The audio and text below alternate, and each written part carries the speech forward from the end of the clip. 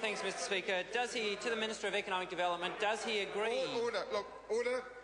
Look, I would ask the House to come to order. I am having some difficulty hearing some of the members' contributions, and I'm asking Dr Russel Norman to start again. Thank you, Mr Speaker. To the Minister of Economic Development, does he agree with the business group Pure Advantage that, quote, countries that reduce the carbon dependency of their economies most quickly and develop carbon-friendly technologies will be the most prosperous in the 21st century? Honourable Stephen Joyce. Mr Speaker, no, I don't agree that those things will necessarily follow. While environmental issues are very important, the countries that will be the most prosperous during the 21st century will be those who use their competitive advantages the most successfully. The proposition that New Zealand should throw away its own competitive advantages and focus solely on a small section of our opportunities, such as in the clean tech area as promoted by Pure Advantage, is with respect quite unrealistic. We need to pursue all of our opportunities in a way that actually balances our economic and environmental objectives to provide jobs and sustain growth to the benefit of all New Zealanders. Supplementary. Supplementary, Dr Russel Norman. Thank you, Mr Speaker. Given the Parliamentary Commissioner for the Environment's projections that under current policies net greenhouse emissions will be 30% above 1990 levels in 2020, does the government have a plan to actually reduce greenhouse emissions? Honourable Stephen Joyce. Mr Speaker, yes, we do. The member may be aware, for example, we have an ETS which is active right now. We also have a range of initiatives, including the discounts for electric vehicles and a number of other initiatives, the insulation system for housing, a whole range of things. But I think in the wider sense of economic growth, it is important to look at all of our opportunities, and I think, yes, we need all our businesses to act responsibly in an environmental sense, including in terms of their carbon intensity, but in the way that not in the way that the Pure Advantage Group suggests, which basically says not advancing industries which they describe as dirty. And I think we've got past that point, and actually the debate's maturing a bit, where we actually talk about making sure that all of our industries are acting responsibly while they develop their competitive advantages. Supplementary, Mr Speaker. Supplementary, the Honourable Nick Smith. Is the Minister aware that Spain adopted just the sort of policy adopted by the Greens in 2007 by their government guaranteeing feed-in tariffs on investments in solar photovoltaic technologies, a scheme that has now collapsed, leaving that government with over €24 billion in debt? And is that the sort of model for prosperity that this government is adopting? Honourable Stephen Joyce. Mr Speaker, I think the member makes a very fair point that those sorts of policies which attempt to subsidise to the extent that the Spaniards did actually can create some very real risks, which were realised in the case of Spain, as reported in the media in recent weeks. Now, Spain, of course, is facing unemployment over 20% and a debt crisis of some margins, including as a result of some of these policies. And actually, it's not a model for prosperity. And there are a number of countries that are proposing big subsidies which are supported by Pure Advantage, and frankly, we don't support that approach. The Honourable David Cunliffe. The Minister agree with the London Guardian's greenwash column, quoted in the Pure Advantage report, which says that New Zealand was a friend of Middle Earth, but it's no friend of this earth. Honourable Stephen Joyce. Mr Speaker, we often don't necessarily side with the Guardian newspaper in this country, but look, the reality of it is this. New Zealand actually has to balance all of our opportunities, and unfortunately for the member and also for his colleagues in the Greens, around 80% of our exports come from areas such as food processing, minerals, a whole range of things, which are actually what are described by some environmentalists as dirty. They need not be, but they're described by some of them as so. And in fact, this government is focused on growing the economy, doing it in a balanced way, and encouraging jobs and growth. And that includes areas like oil and gas exploration. That includes areas like intensification of agriculture. These are very important things that we need to see. Commentary. Dr. Russel Norman. Thank you, Mr. Speaker.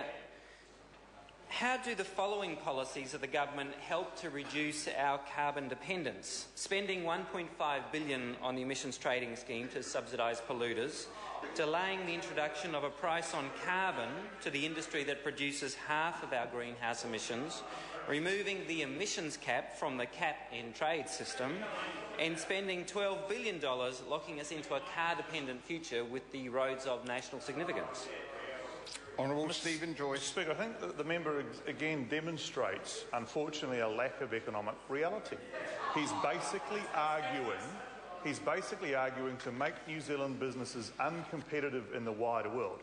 And unfortunately, the same member will then go on about how we need more jobs and more growth, but doing everything he possibly can to restrict New Zealand businesses from encouraging jobs and growing.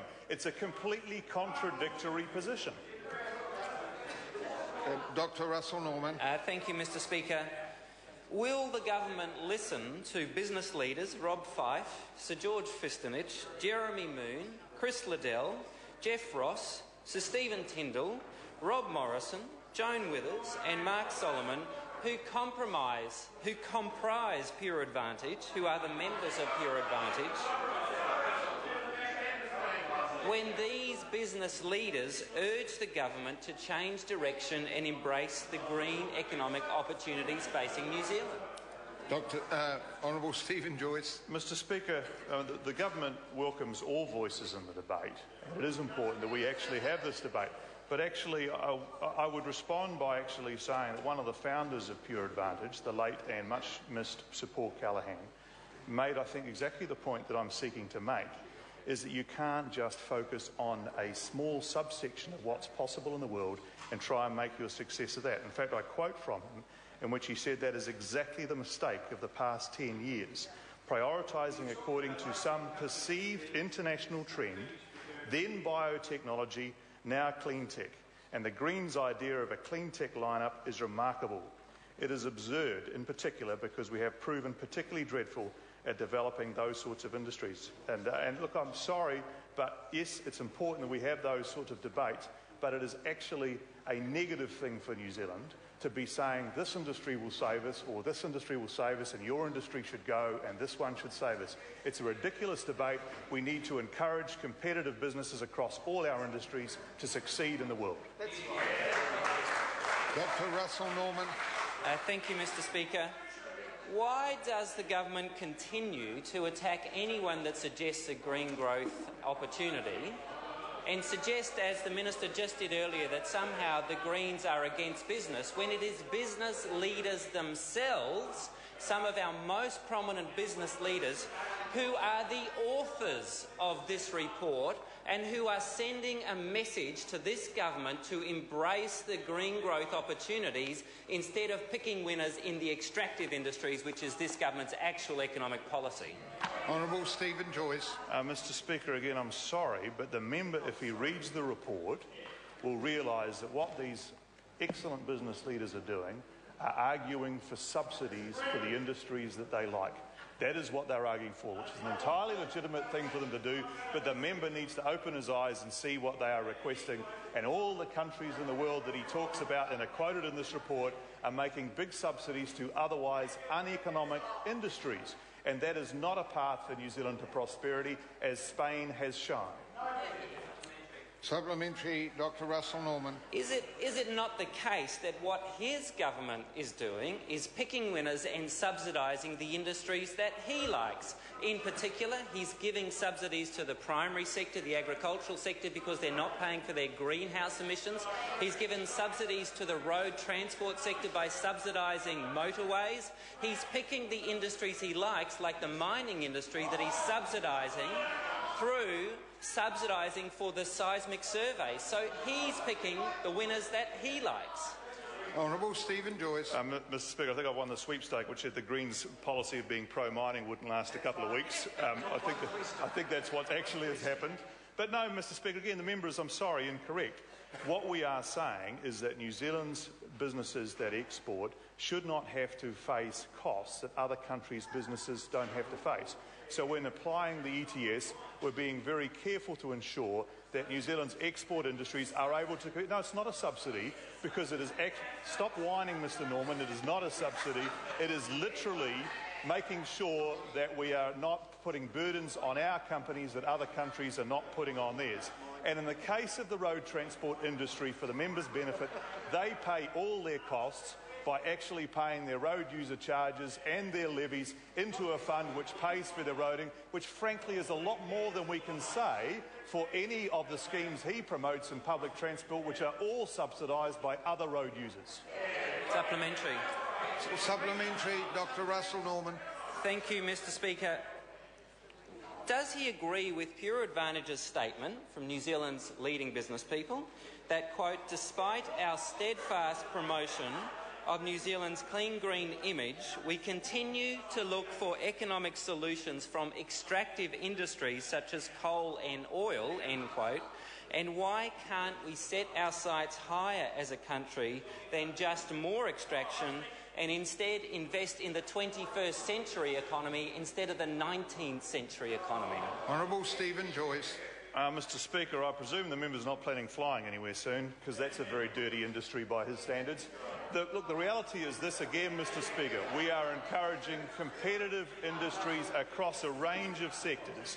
We are spending a lot of money investing in clean tech. In fact, some of New Zealand's leading businesses are being subsidised by taxpayers as we speak for encouragement of the clean tech industry.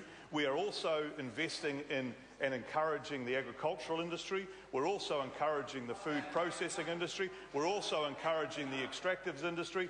This government is focused on creating jobs and growth across the economy, and frankly that's the reason the Greens will never be in government, because they do not promote that. They only promote their very small segment of the economy that suits them. Question 7, Kanwaljit Singh Bakshi. Mr. Speaker. A point of order, Honourable David Cunliffe. Thank you, Mr. Speaker. I seek leave to table a copy of the Pure Advantage report, New Zealand's position in the green race. Leave is sought for that purpose. Is there anyone opposed to that course of action? There is. Please. Point of order, Mr. Speaker. Point of order, Honourable David Cunliffe. Mr. Speaker, I seek leave to table the report of the government's Green Growth Advisory Group, which is panned in the Pure Advantage That is report. a public document. It is a public document. Yeah, I don't think we'll be seeking leave to table a public document. But Kanwal Bakshi. My question is to the Minister of Energy and Resources.